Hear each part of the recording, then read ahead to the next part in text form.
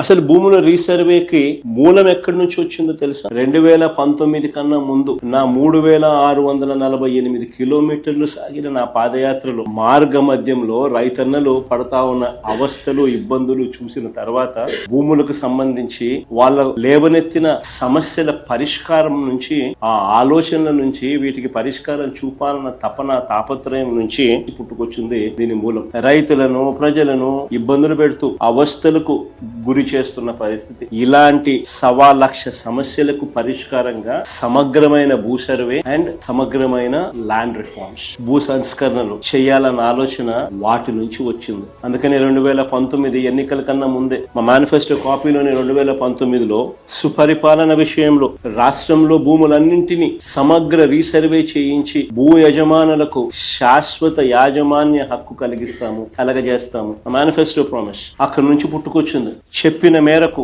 ఇది ఒక మహాయజ్ఞం అని తెలిసి 2020 డిసెంబర్ 21వ తారీఖున 100 సంవత్సరాల క్రిందట 1923లో బ్రిటిష్ ప్రభుత్వం తర్వాత, అప్పుడెప్పుడో బ్రిటిష్ వాళ్ళు సమగ్ర సర్వే చేశారు, దాని తర్వాత ఎప్పుడు కూడా ఎక్కడా కూడా సమగ్ర రీసర్వే అన్నది ఎప్పుడు కూడా ఆలోచన కూడా చేయడానికి కూడా ఎవరు సాహసించారు. చెప్పిన మేరకు సమగ్ర భూ సర్వే రికార్డ్స్ అన్ని అప్డేట్ చేయడం, సిస్టమ్స్ లీకి రిఫార్మ్స్ తీసుకొని రావడం మొదలుపెట్టి ఒక గొప్ప అడుగు పడింది ఆ రోజు.